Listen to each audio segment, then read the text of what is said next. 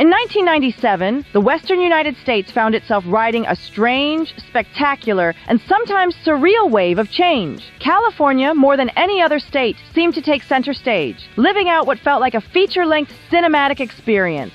The year's events unfolded like a film that couldn't decide on a genre. Part disaster movie, part science fiction thriller, part gritty true crime doc, with more than a few scenes lifted straight from a red carpet awards show. From the floodplains of the Central Valley to the hills of Hollywood and the deserts of Nevada, the year delivered both chaos and charisma in generous measure.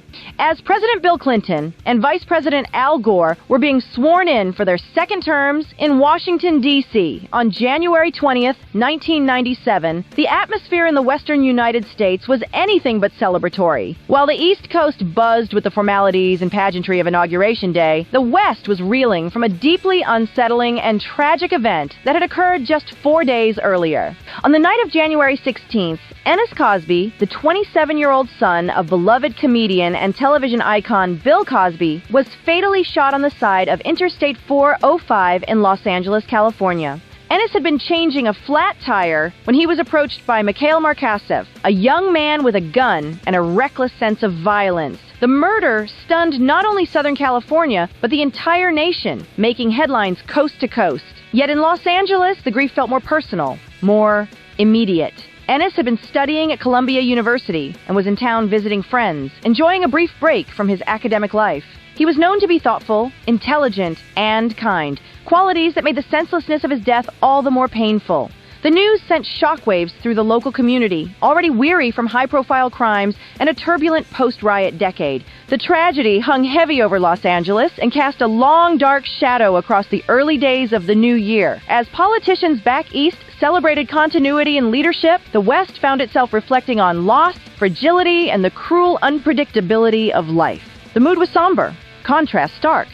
Southern California found itself back in the national spotlight on February 5th when the long-running legal saga of O.J. Simpson reached another dramatic conclusion, this time in civil court. After months of emotional testimony, media frenzy, and public speculation, a Santa Monica jury determined that Simpson was liable for the wrongful deaths of Nicole Brown Simpson and Ron Goldman. Unlike the highly publicized 1995 criminal trial that had ended in acquittal, this verdict carried a different weight. It didn't send anyone to prison, but it did mark a significant moment of reckoning. For many, the civil ruling offered a measure of closure, at least from a legal standpoint. It reignited debates about justice, race, celebrity, and the American legal system, especially in Los Angeles, where emotions surrounding the case had never really settled. Just weeks later, on February 28th, another dramatic event unfolded that would leave an entirely different kind of scar on the city. In the otherwise quiet neighborhood of North Hollywood, the morning calm shattered as two heavily armed and well-armored bank robbers attempted to flee after holding up a Bank of America branch. What followed was an extraordinary and terrifying gun battle with LAPD officers that lasted nearly 45 minutes. The robbers, equipped with automatic weapons and full-body armor, outgunned the police, who at the time were armed primarily with handguns and shotguns. As the shootout played out live on television, viewers across the country watched in disbelief.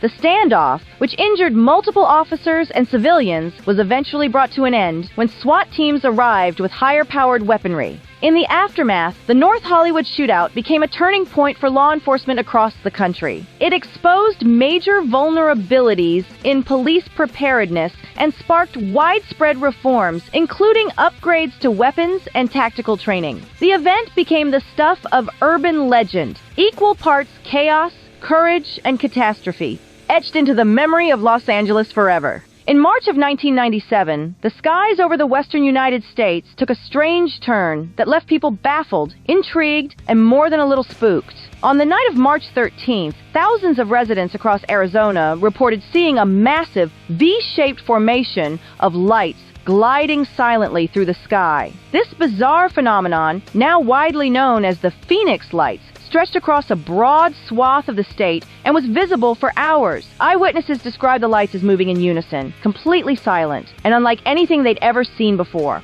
The lights seemed to defy conventional explanation. Too large and slow for aircraft, too quiet for helicopters, and far too symmetrical to be dismissed as flares or weather-related phenomena. Despite a flood of reports and growing public interest, the government offered vague explanations, ranging from military exercises to atmospheric illusions. Official responses did little to quiet speculation. UFOlogists and alien enthusiasts, however, saw it as validation, concrete proof that something was out there, and it had paid a visit to the American Southwest. Just when it seemed March couldn't get any stranger, a truly chilling headline came out of San Diego less than 2 weeks later. On March 26th, law enforcement officers discovered the bodies of 39 Heaven's Gate cult members inside a rented mansion in the Rancho Santa Fe neighborhood. Each person was dressed identically in black clothing and Nike sneakers with purple shrouds covering their upper bodies. It was a mass suicide, meticulously planned and carried out over several days. The group believed that the Hale-Bopp comet, which was then visible in the night sky, was being trailed by a spaceship meant to carry their souls to a higher plane of existence. They saw death as a form of ascension, a doorway to the next level. To outsiders, the details were almost too surreal to grasp, like something out of a dark sci-fi parody. But this wasn't fiction. It was all too real, and it shocked the nation. The tragedy reignited debates about cult influence, mental health, and the dangers of charismatic leadership wrapped in fringe beliefs. Meanwhile, just a few miles away in Hollywood, the tone was strikingly different. While one part of Southern California was dealing with death and existential escape, the entertainment capital was rolling out the red carpet. On March 24th, the 69th Academy Awards took place at the Shrine Auditorium, and the atmosphere was full of glamour, glitter, and old-school showbiz charm. Billy Crystal returned as host, delivering his signature blend of musical comedy and self-aware Hollywood jabs. That year's big winner was The English Patient, a sweeping romantic drama that walked away with 9 Oscars, including Best Picture and Best Director for Anthony Minghella. Nearly 40 million people tuned in to watch the ceremony on television, making it one of the most watched broadcasts of the year. In a month where the skies were filled with mystery and the news was tinged with tragedy, the Oscars offered a moment of glossy escapism, a reminder that no matter what was happening in the real world, Hollywood could still put on one hell of a show. Baseball made a bold and historic move on April 15, 1997, when Major League Baseball officially retired Jackie Robinson's number 42 across all teams, a gesture never before made for any player in the sport's long history. This unprecedented honor was a powerful acknowledgement of Robinson's monumental impact not only on baseball, but on American society at large. Although Robinson was born in Cairo, Georgia, it was in Brooklyn where he broke the color barrier and changed the game forever when he stepped onto the field for the Dodgers in 1947. His courage, skill, and dignity under pressure made him a symbol of progress during a time of deep racial division in the United States. After the Dodgers moved from Brooklyn to Los Angeles in 1958, it was the West Coast version of the franchise that carried his legacy forward, keeping his story alive for a new generation of fans in California and beyond. The retirement of his number was more than a symbolic gesture. It was a reminder that Robinson's influence extended far beyond the diamond and into the heart of American culture. As spring settled in across the western United States, the mood was noticeably brighter. The national unemployment rate dipped below 5% for the first time in over 2 decades, a clear sign that the economy was picking up steam. People were getting back to work, businesses were hiring, and there was a growing sense, however cautious, that the country was headed in the right direction. Conversations about prosperity, stability, and the promise of the American dream began to feel a little less theoretical and a little more real. The optimism wasn't just economic, it was emotional, cultural, and collective. At the same time, high above that hopeful landscape, the U.S. government finally acknowledged something that had long been whispered in the shadows. America had waged a covert secret war in Laos during the Vietnam era. This operation, conducted in silence for years, relied heavily on the bravery and sacrifices of Hmong fighters and other local allies who risked everything while officially remaining invisible to history. On May 15th, in a ceremony filled with long overdue recognition, the United States formally honored these veterans. For the Hmong community, especially those who had settled in western states like California and Oregon after fleeing persecution, the moment was powerful. It wasn't just about medals or memorials. It was about finally being seen. The national spotlight turned westward again on June 2nd, when Denver, Colorado, became the final stage for one of the most high-profile court cases of the decade. After months of tense courtroom proceedings, the Oklahoma City bombing trial reached its conclusion. Timothy McVeigh, the man convicted of orchestrating the devastating 1995 attack on the Alfred P. Murrah Federal Building, was found guilty on all counts. The bombing, which killed 168 people and injured hundreds more, had shocked the nation and left a lasting scar on the American psyche. McVeigh had been held in a high-security Colorado facility throughout the trial, and not long after the verdict, he was formally sentenced to death. The trial's conclusion marked a sobering chapter in American justice and brought a measure of closure to the victims' families, even as the trauma lingered. Just days after the courtroom drama concluded, tragedy struck the West Coast. On June 8th, a U.S. Coast Guard helicopter went down near the rugged shoreline of Humboldt Bay in Northern California. The crash claimed the lives of all 4 crew members on board. The accident sent ripples through the tight-knit coastal communities, where search and rescue missions are part of daily life, and the Coast Guard is viewed with deep respect and admiration. The loss was felt personally and profoundly in the region, and memorial services soon followed to honor the crew's service and sacrifice. Later that same month, a different kind of spectacle took over the national conversation, this time from Las Vegas, the fight capital of the world. On June 28th, a highly anticipated heavyweight boxing rematch between Evander Holyfield and Mike Tyson erupted into infamy. In what began as a tense but fairly routine championship bout, the unexpected happened. During the 3rd round, Tyson bit off a chunk of Holyfield's right ear. The referee halted the fight in disbelief, and the stunned audience at the MGM Grand and millions watching at home witnessed what would become one of the most infamous moments in sports history. Tyson was disqualified, and the fight ended in chaos as commentators scrambled to make sense of what they'd just seen. The ear bite instantly entered pop culture legend, cementing Tyson's place not only in the record books, but in late-night monologues, parodies, and tabloid covers for years to come. In a summer already packed with headlines, this bizarre twist from Vegas stood out as one of the wildest.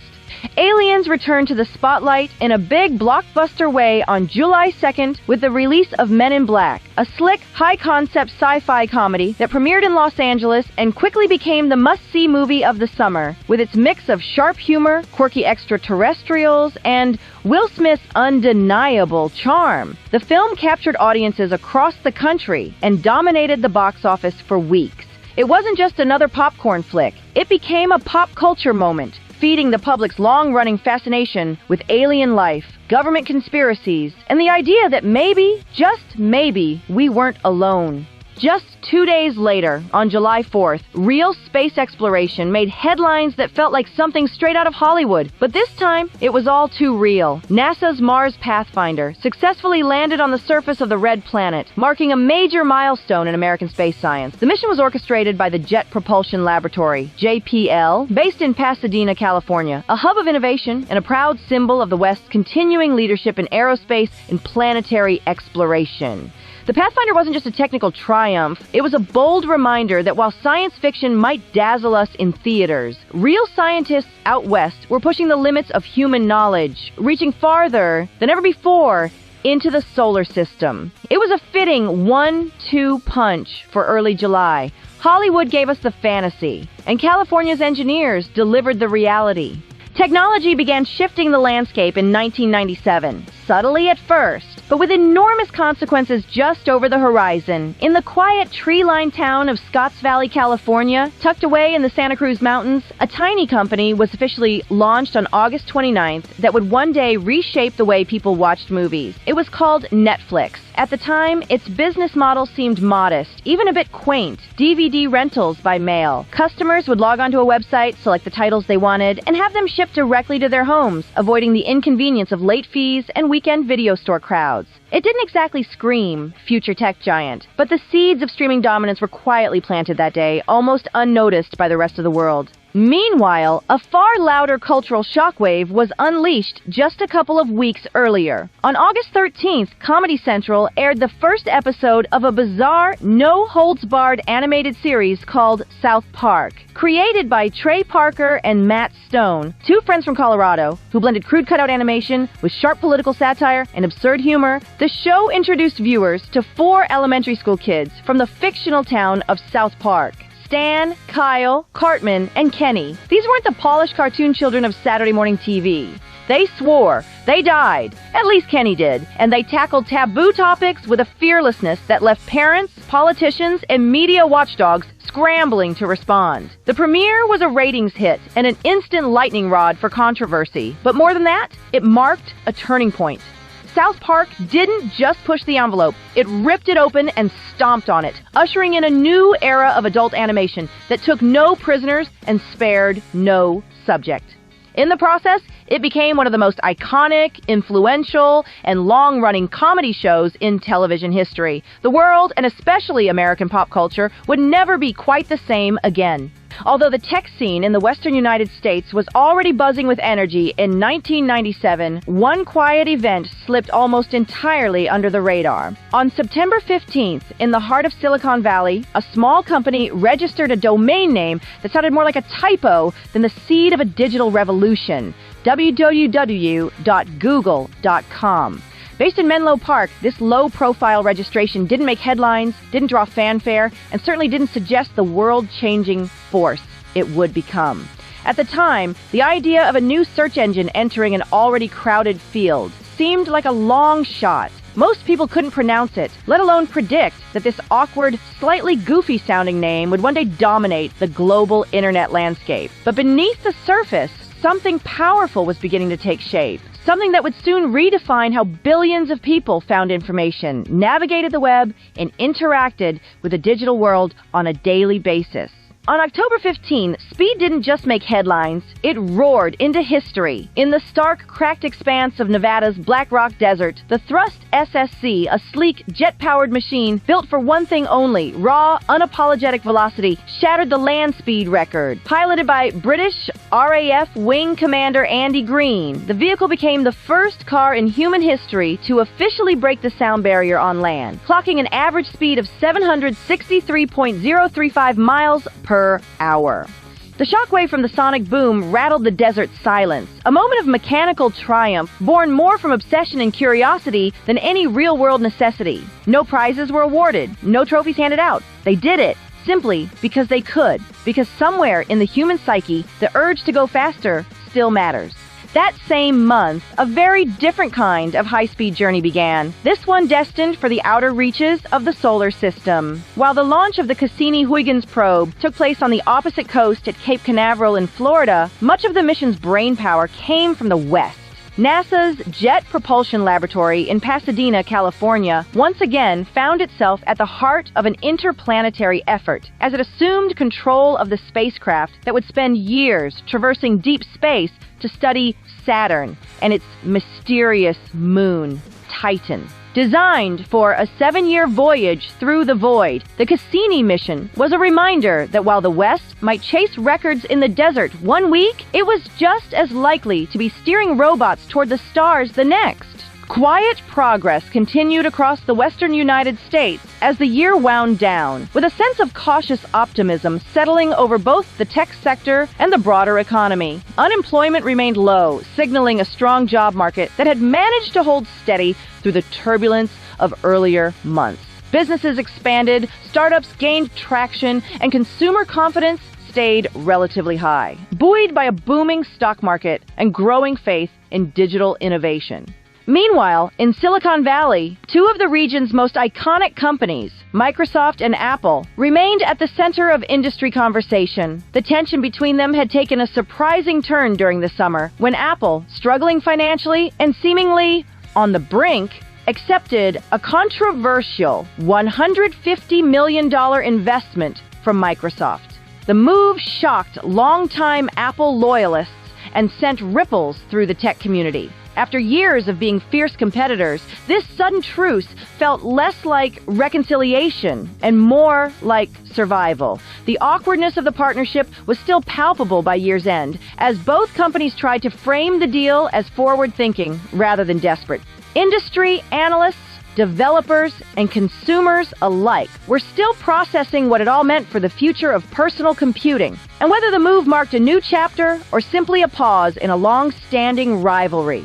As 1997 drew to a close, one final West Coast powerhouse stole the spotlight in dramatic fashion. On December 19th, Titanic, the long-awaited historical romance and disaster epic directed by James Cameron, finally hit theaters, and did so with enormous force. The film, helmed by the Canadian-born but California-based director, had been surrounded by rumors of ballooning budgets, production delays, and skeptical studio executives. It was the kind of risky, all-in Hollywood bet that only a filmmaker with Cameron's reputation for spectacle could pull off. Portions of the movie were filmed in Baja, California, where an enormous, nearly full-scale replica of the doomed ocean liner had been built in a special effects tank designed just for the film. With its sweeping visuals, emotional storyline, and groundbreaking use of CGI, Titanic immediately packed theaters across the country, igniting a cultural moment and eventually becoming the highest-grossing film of all time. It was a love story told at sea, but its success was born in the relentless ambition of the West Coast film industry. But just one day earlier, on December 18th, the region was rocked by a very different kind of headline. Chris Farley, the larger-than-life comedian known for his wild physical humor and boundless energy, was found dead in his apartment in Chicago. Though he passed away far from California, Farley had long considered Los Angeles his professional home. He had risen to fame as a breakout star on Saturday Night Live, and after making the jump to movies, he became a frequent presence in LA's comedy scene and on studio lots. His passing at just 33 years old stunned fans and peers alike. It marked more than just the loss of a beloved performer. It felt like the end of an era for sketch comedy, for 90s pop culture, and for a generation of comedians who had watched him burn so brightly. In between those two events, one cinematic, one tragic, 1997 in the western United States left an unforgettable trail of oddities, breakthroughs, and moments that felt ripped from fiction. It was the year of UFO sightings over Arizona skies, of mass cult suicides in Southern California, of dot-com dreams and tech upstarts like Netflix setting up shop in sleepy towns. It was the year a boxing match turned into a cannibalistic spectacle in Las Vegas, when a car broke the sound barrier in the Nevada desert, and when Colorado sent a crude animated series called South Park into homes across the country. The West didn't just participate in the year's defining stories, it generated them, often in ways no one could predict. Unfiltered, unconventional, and fully in motion, 1997 was the year the West cranked up the volume and floored the gas pedal, leaving a dust cloud of chaos, innovation, and unforgettable headlines in its wake. Come along, let's sing, where the joy will bring. Tune into the beat, feel the magic, it's true. Channel 199 X, we're here just for you, for you.